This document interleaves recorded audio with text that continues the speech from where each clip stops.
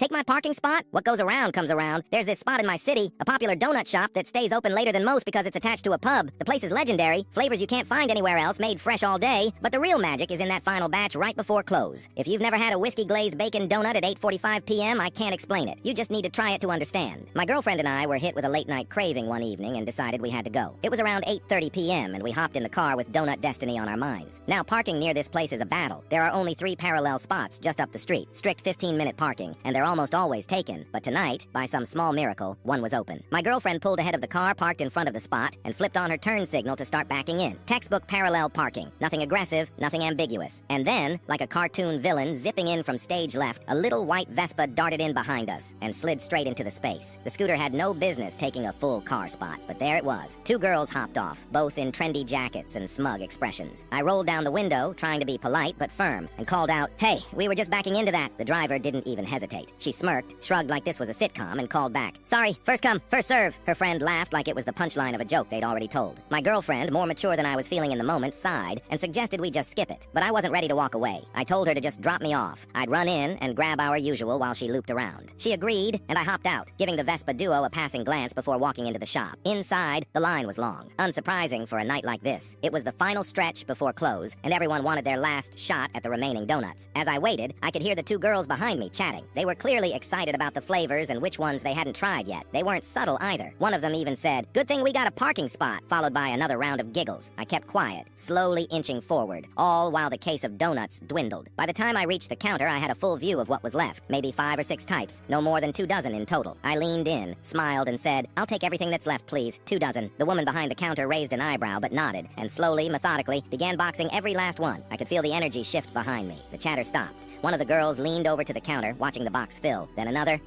their faces twisted slowly from confusion to panic. Finally, the driver broke. "Wait, are you really not going to save any for us?" she asked the baker. I turned around just as the final maple bar hit the box and said, "Sorry, first come, first serve." I wish I could properly describe her expression. It was like watching someone put together the pieces of a twist ending they never saw coming. Equal parts betrayal, disbelief, and a touch of regret. Her eyes widened, her jaw dropped, and for a split second I think she genuinely reconsidered every decision she had made that day, including the moment she zipped into that spot. I walked out with my boxes of sweet, sugary vengeance, hopped back into the car with my girlfriend, and handed her a warm donut. She raised an eyebrow but didn't ask questions. We drove home in silence, the kind of satisfied silence that only comes after justice has been served with a side of Bavarian cream. The next morning, I brought the rest to my office. Watching my coworkers tear into that box like a pack of wolves made it all the sweeter. Best donuts I've ever had, hands down.